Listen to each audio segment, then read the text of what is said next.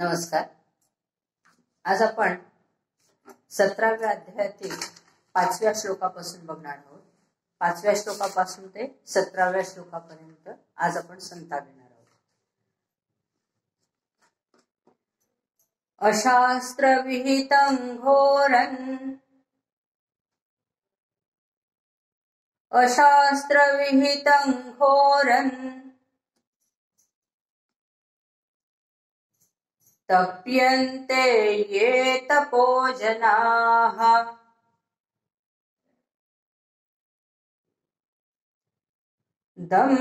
दम्भाहंकार संयुक्ता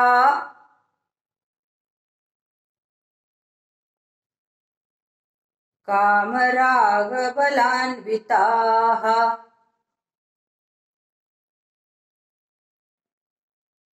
अशास्त्र विहितं घोरं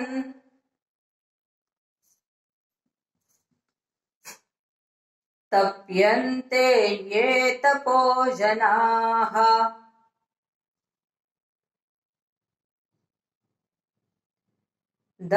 दम्भाहंकार संयुक्ता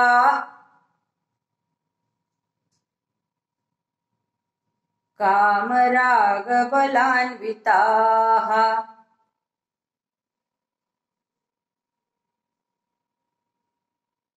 अशास्त्र विहितं घोरं तप्यन्ते ये तपो जनाः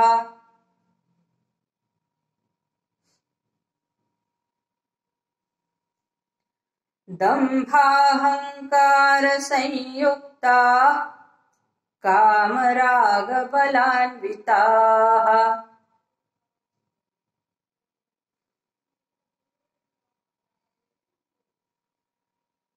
अशास्त्र विहितं घोरं तप्यन्ते ये तपो जनाः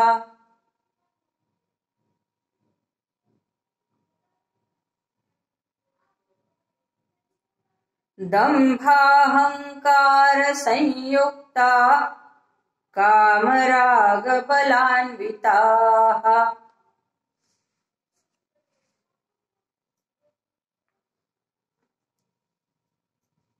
कर्षयन्तः शरीरस्थं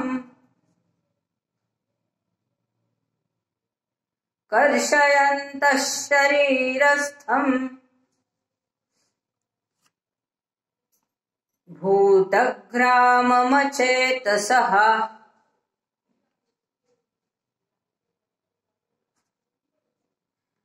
मायि चैवान्तः शरीरस्थं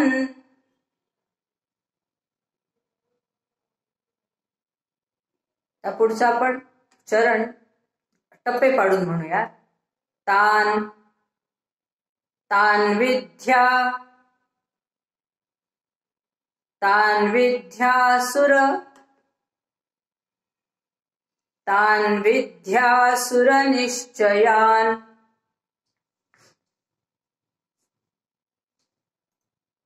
तान विद्यासुर निश्चयान् कर्षयन्तः शरीरस्थं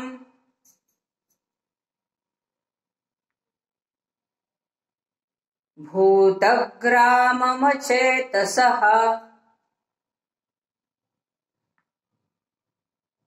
मायि चैवान्तः शरीरस्थं तान् विद्यासुर निश्चयान्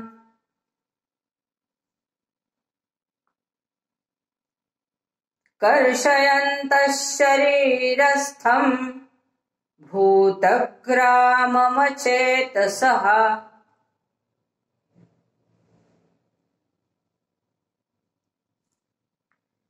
मायि चैवान्तः शरीरस्थं तान् विद्यासुर निश्चयान्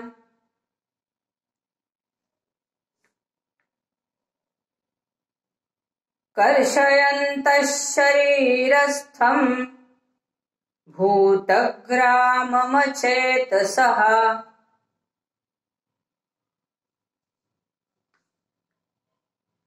मायि चैवान्तः शरीरस्थन् तान् विद्यासुरनिश्चयान्।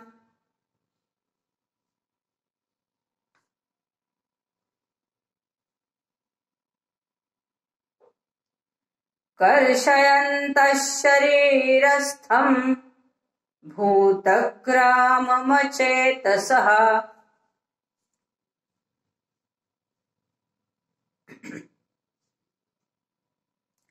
मायि चैवान्तः शरीरस्थन् तान् विद्यासुरनिश्चयान्।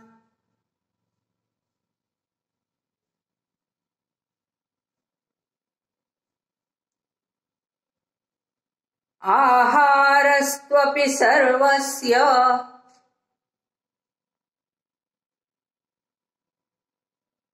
त्रिविधो भवति प्रियः।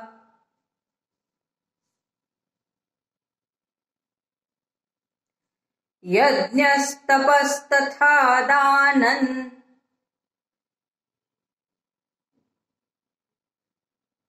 तेषां भेदमिमौ शृणु।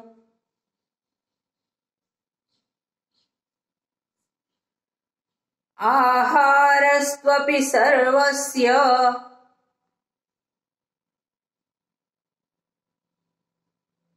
त्रिविधो भवति प्रियः।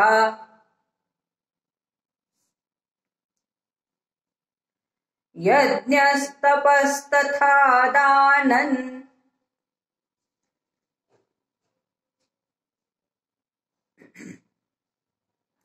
तेषां भेदमिमौ शृणु।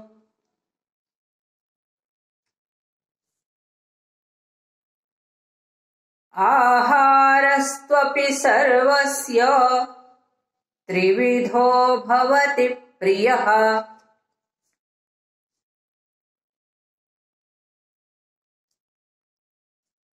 यज्ञस्तपस्तथा दानम् तेषां भेदमिमौ शृणु।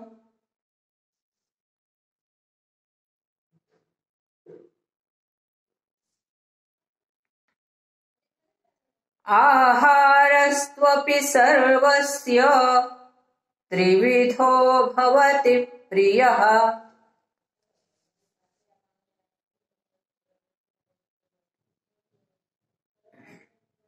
यज्ञस्तपस्तथा दानम् तेषां भेदमिमौ शृणु।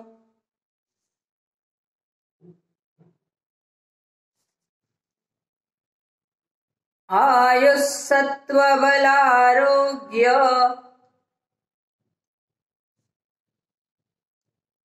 सुखप्रीतिविवर्धनाः।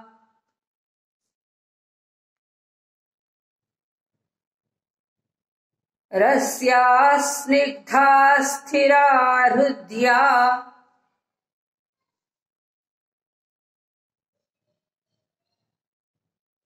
आहाराः सात्विकप्रियाः।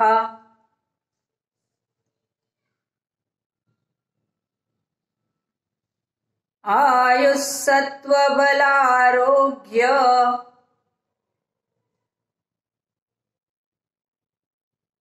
सुखप्रीतिविवर्धनाः।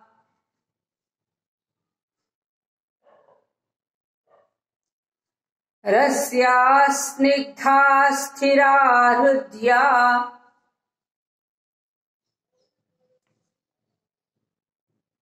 आहाराः सात्विकप्रियाः।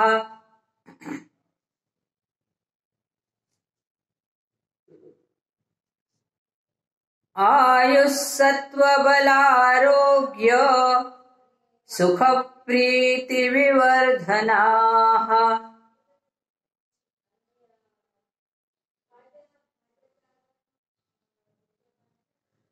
रस्याः स्निग्धा स्थिरा हृद्या आहाराः सात्विकप्रियाः।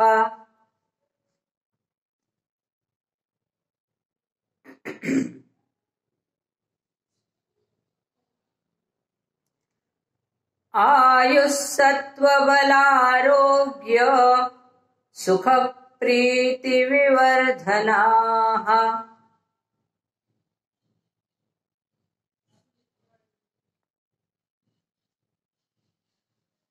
रस्याः स्निग्धाः स्थिरा हृद्या आहाराः सात्विकप्रियाः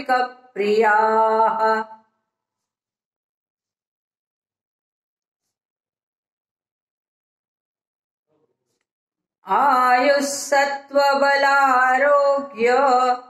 सुखप्रीतिविवर्धनाः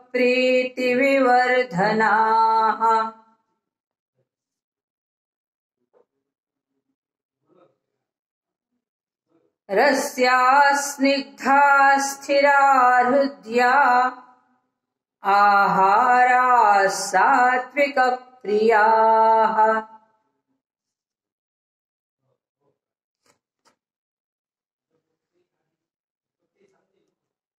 पुढची आता खूप मोठी ओळ आहे, त्यात टप्पे पाडू आपण, म्हणजे मग अवघड वाटणार नाही. कट, कट्व, कट्वम्ल, कट्वम्ल लवणात्, कट्वम्ल लवणात्युष्ण, कट्वम्ल लवणात्युष्ण. इथे थांबण्याचं ठिकाणी यती. तीक्ष्ण, तीक्ष्ण रूक्ष, तीक्ष्ण रूक्ष विदाहिनः, तीक्ष्ण रूक्ष विदाहिनः. आता आपण म्हणूया कट्वम्ल लवणात्युष्ण.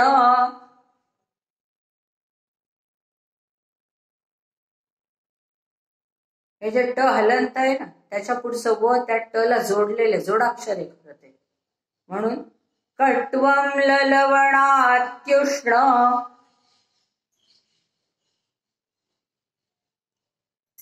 तीक्ष्ण रूक्ष विदाहिनः.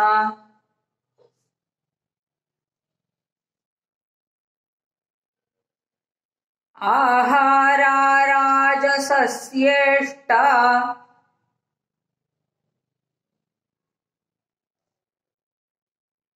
आहारा राजसस्येष्टा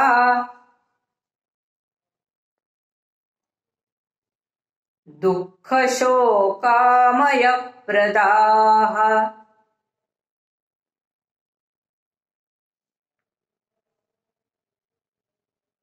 कट्वम्ल लवणात्युष्ण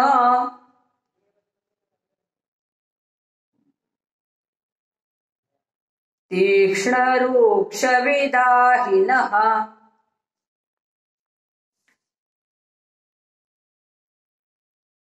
आहारा राजसस्येष्टा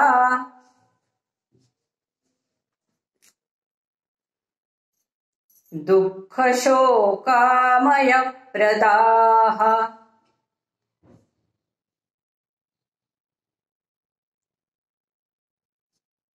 या पहिल्या ओळीतल्या प्रत्येक अक्षरावर जर बोट ठेवून म्हणलं तर एकही अक्षर सुटणार नाही. पहा, कट्वम्ल लवणात्युष्ण तीक्ष्ण रूक्ष विदाहिनः.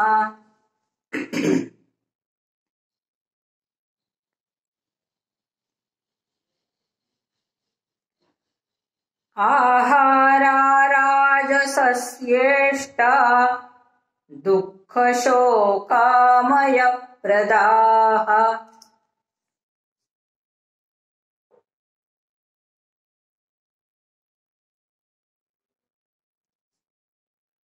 कट्वम्ल लवणात्युष्ण तीक्ष्ण रूक्ष विदाहिनः.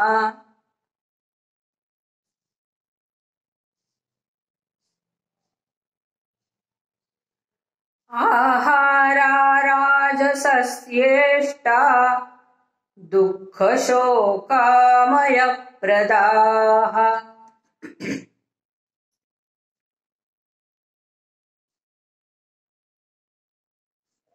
अजून एकदा घेऊयात.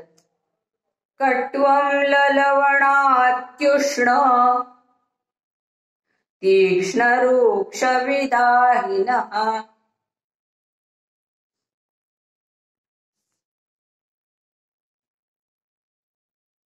आहारा राजसस्येष्टा दुःखशोकामयप्रदाः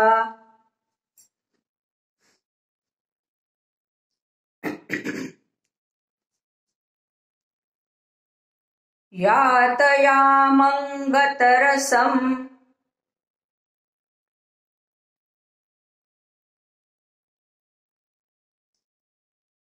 पूतिपर्युषितैः च यत्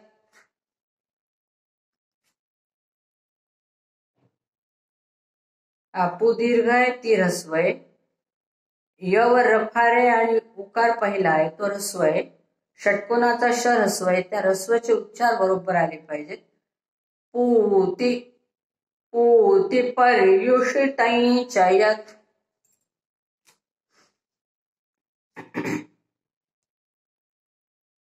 पर्युषितैः असं नाही म्हणायचं. काय पर्युषितैः पर्युषितैः च यत्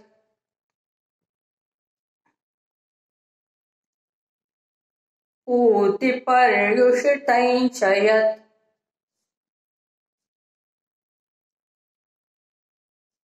उच्छिष्टमपि चामेध्यम्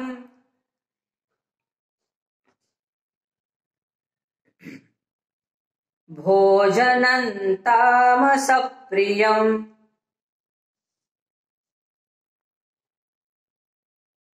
यातयामङ्गतरसम् पूतिपर्युषितैः च यत्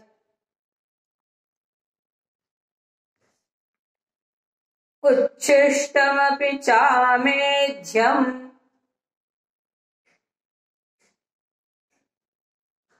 भोजनं तामसप्रियम्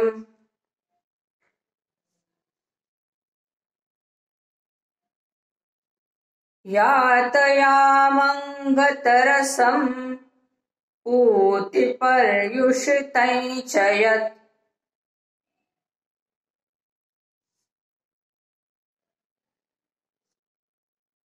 उच्छिष्टमपि चामेध्यम् भोजनं तामसप्रियम्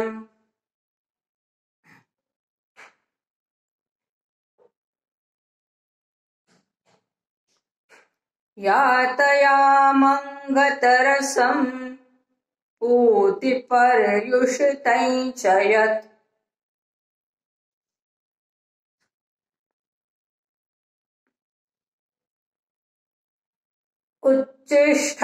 उच्छिष्टमपि चामेध्यम् भोजनं तामसप्रियम्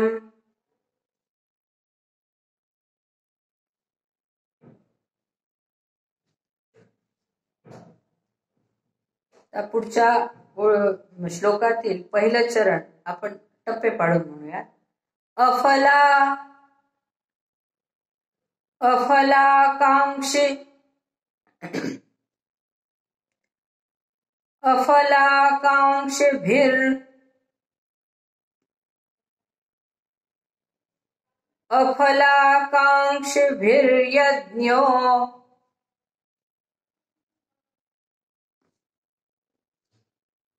अफलाकांक्षिभिर्यज्ञो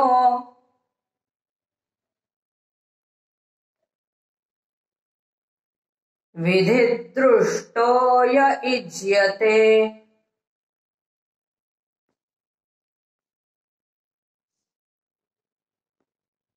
यष्टव्यमेवेति मनस्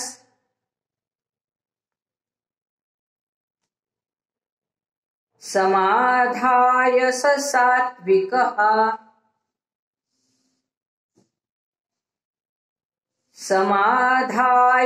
सात्विकः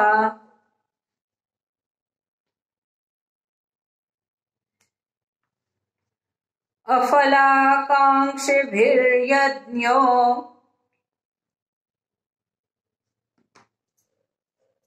विधिदृष्टो य युज्यते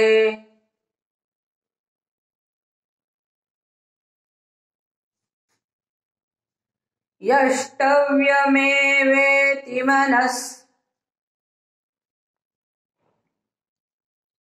समाधाय स सात्विकः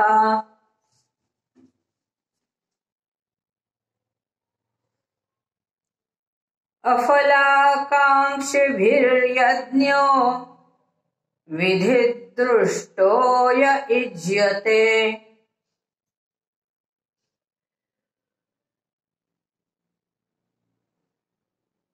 यष्टव्यमेवेति मनः समाधाय स सात्विकः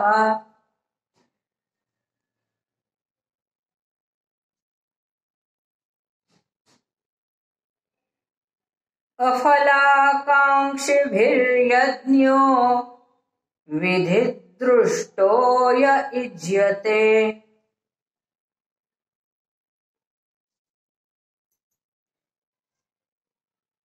यष्टव्यमेवेति मनः समाधाय स सात्विकः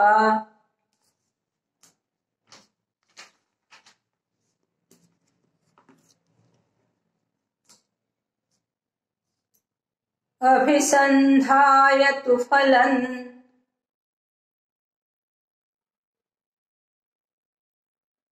दम्भार्थमपि चैव यत्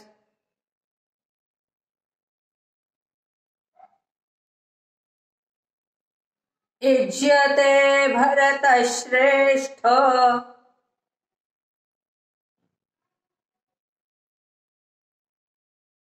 ज्या ठिकाणी आपण प्रत्येक चरणाला थांबतो तिथे खूण करून ठेवा. श्रेष्ठ नंतर खूण करायची तुम्हाला, कॉमा किंवा काहीतरी खूण तुम्हाला समजेल अशी. युज्यते भरतश्रेष्ठ तञ्यज्ञौ विद्धि राजसम्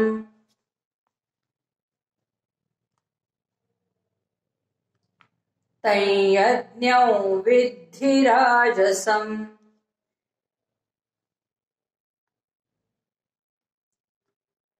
अभिसन्धाय तु फलम्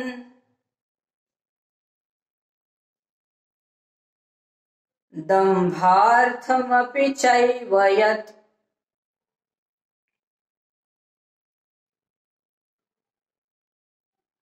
युज्यते भरतश्रेष्ठ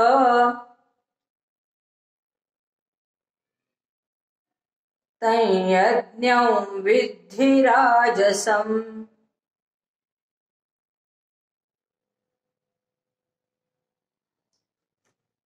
तवर आलेल्या अनुस्वाराचा उच्चार य सारखा, यज्ञच्या ज्ञवर आलेल्या अनुस्वाराचा उच्चार व सारखा. आता तो का करायचा याचा विचार तुम्ही केला तर तो जास्त लवकर समजेल तुम्हाला, कारण आता तुम्हाला नियम सगळे व्यवस्थित माहीत झालेले.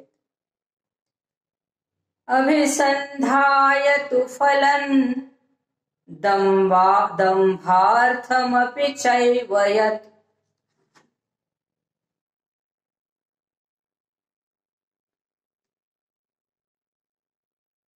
युज्यते भरतश्रेष्ठ तञ्यज्ञौ विद्धि राजसम्.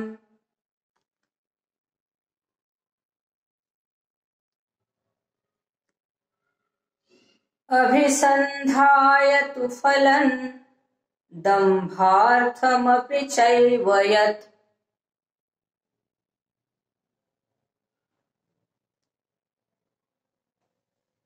युज्यते भरतश्रेष्ठ तञ्यज्ञौ विद्धि राजसम्.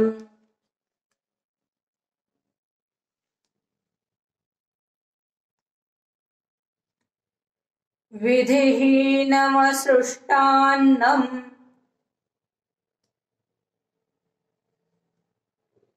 मन्त्रहीनमदक्षिणम्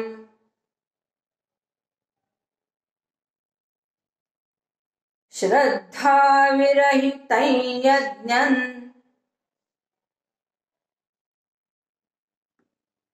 तामसं परिचक्षते।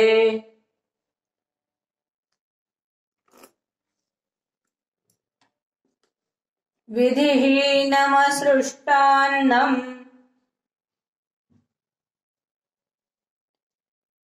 मन्त्रहीनमदक्षिणम्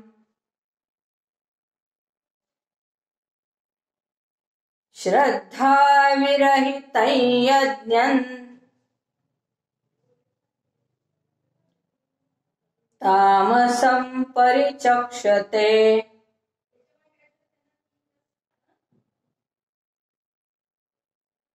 विधिहीनमसृष्टान्नं मन्त्रहीनमदक्षिणम्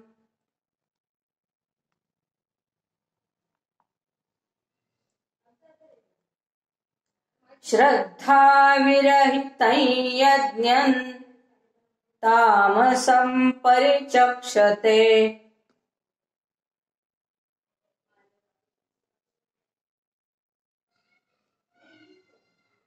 विधिहीनमसृष्टान्नं मन्त्रहीनमदक्षिणम्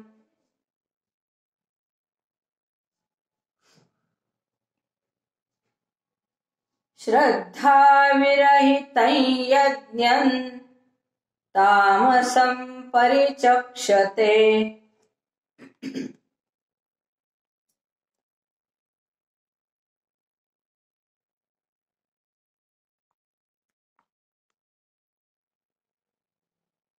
आता पुन्हा टप्पे पाडूया पुढच्या श्लोकातील पहिल्या चरणात।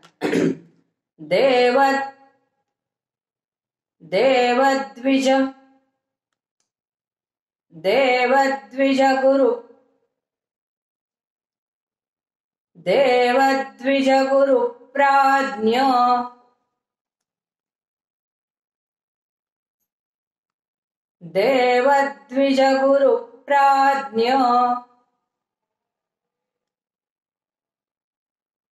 पूजनं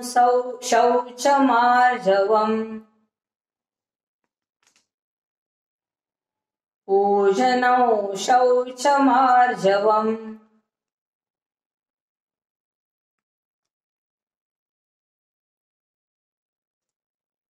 ब्रह्मचर्यमहिंसा च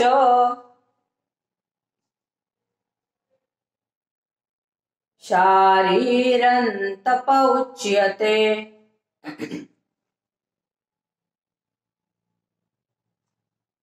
देवद्विज गुरु प्राज्ञ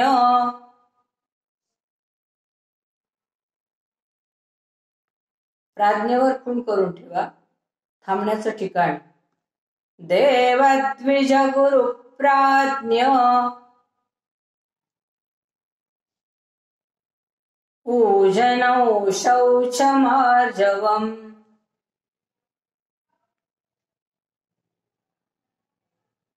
ब्रह्मचर्यमहिंसा च शारीरं तप उच्यते।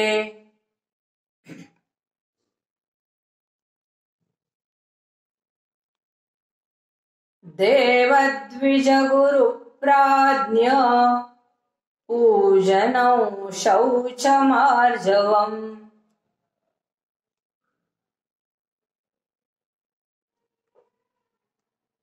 ब्रह्मचर्यमहिंसा च शारीरं तप उच्यते।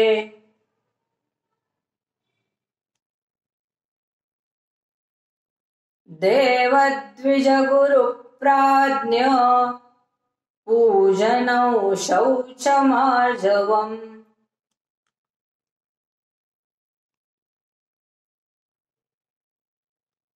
ब्रह्मचर्यमहिंसा च शारीरं तप उच्यते।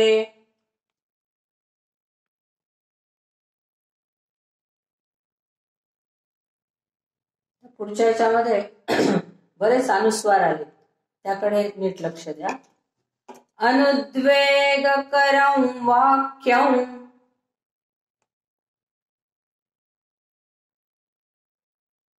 सत्यं प्रियहितं च यत्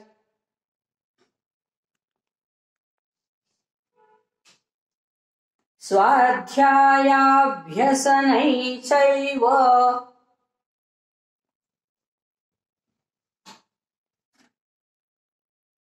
वाङ्मयं तप उच्यते।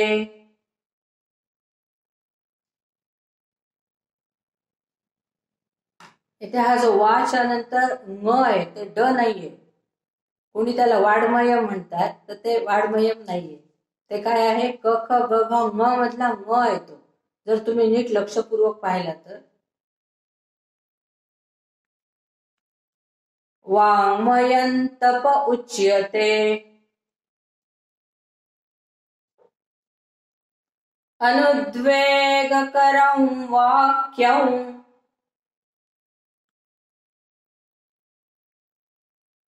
सत्यं प्रियहितं च यत् स्वाध्यायाभ्यसनै चैव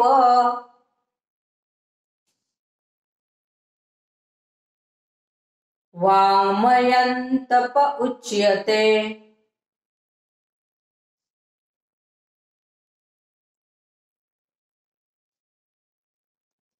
अनुद्वेगकरं वाक्यं सत्यं प्रियहितं च यत्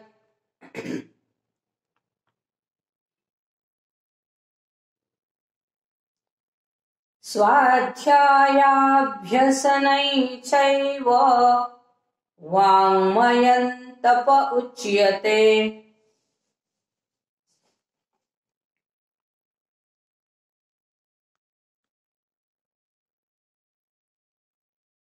मनः प्रसादः सौम्यत्वम्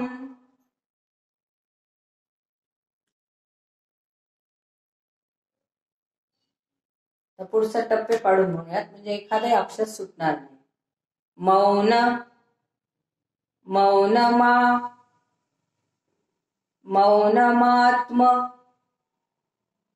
मौनमात्मविनिग्रहः,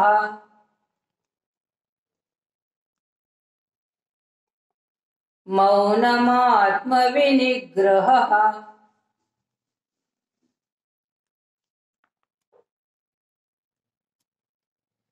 भावसंशुद्धिरित्येतत्,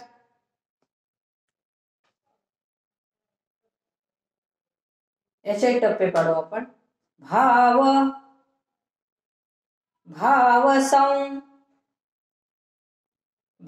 भावसंशुद्धि, भावसंशुद्धिरित्येतत्,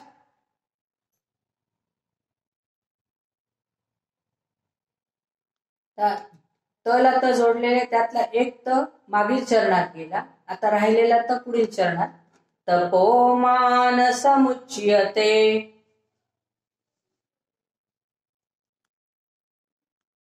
मनः प्रसादः सौम्यत्वम्, मौनमात्मविनिग्रहः, भावसंशुद्धिरित्येतत्, तपोमानसमुच्यते।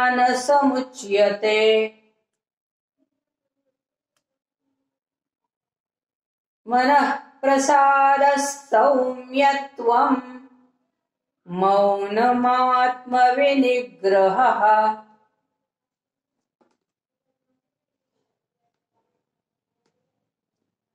भावसंशुद्धिरित्येतत्, तपोमानसमुच्यते।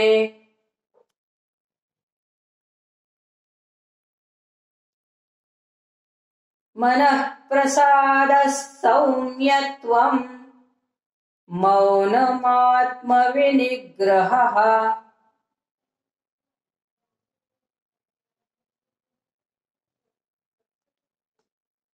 भावसंशुद्धिरित्येतत् तपो मानसमुच्यते।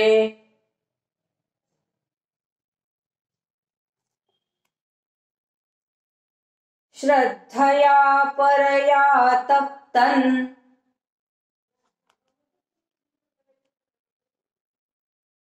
पुढचा टप्पे पाडूया। तपस्तत्र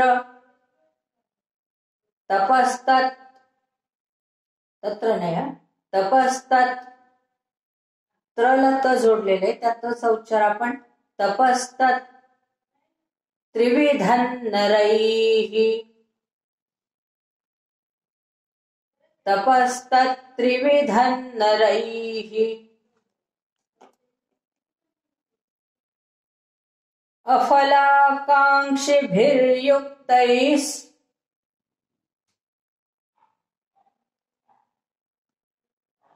सात्विकं परिचक्षते।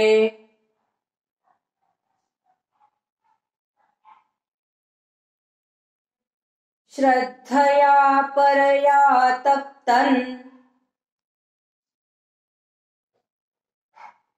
तपस्तत्त्रिविधं नरैः अफलाकांक्षिभिर्युक्तैः सात्विकं परिचक्षते।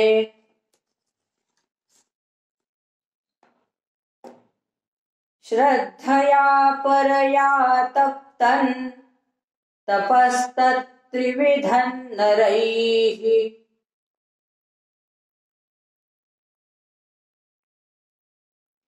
अफलाकांक्षिभिर्युक्तैः सात्विकं परिचक्षते।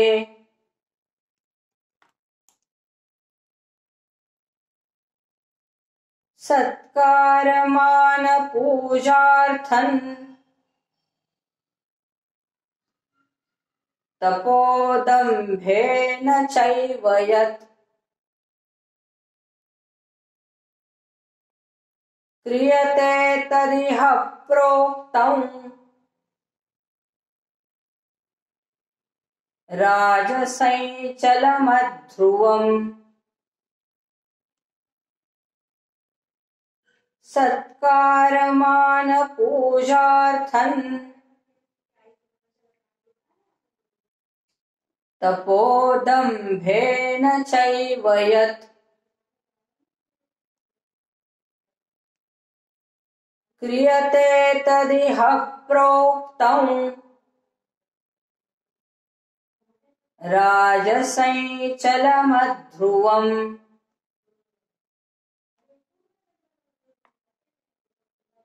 सत्कारमानपूजार्थं तपोदम्भेन चैव यत्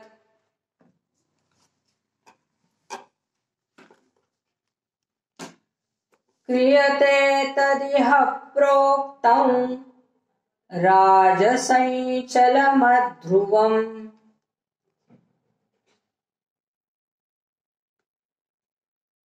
सत्कारमानपूजार्थं तपोदम्भेन चैव यत्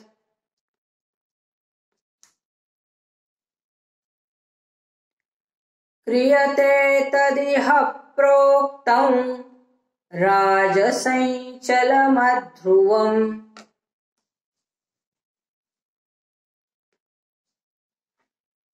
सत्कारमानपूजार्थं तपोदम्भेन चैव यत्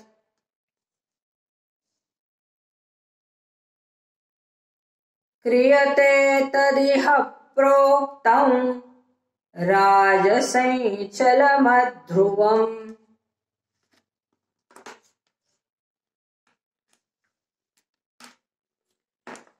मूढग्राहेणात्मनो यत् पीडया क्रियते तपः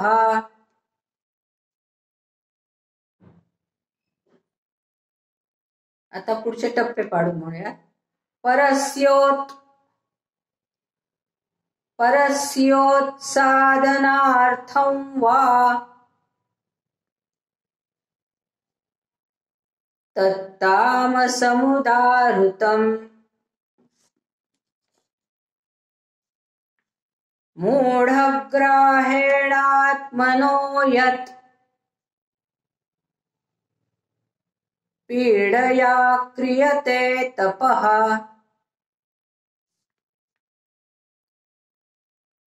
परस्योत्सादनार्थं वा तत्तामसमुदाहृतम्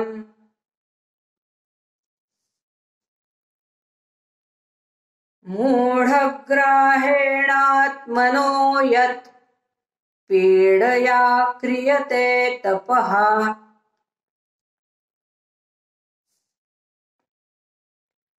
परस्योत्सादनार्थं वा तत्तामसमुदाहृतम्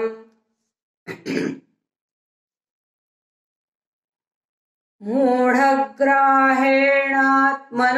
यत् पीडया क्रियते तपः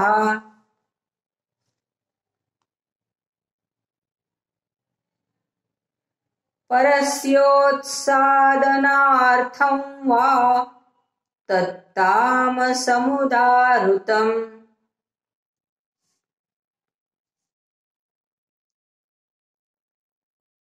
दातव्यमिति यद्दानं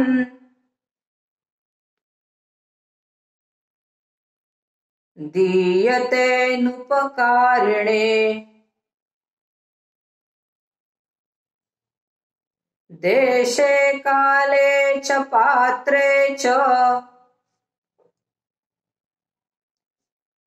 तद्दानं सात्विकं स्मृतम्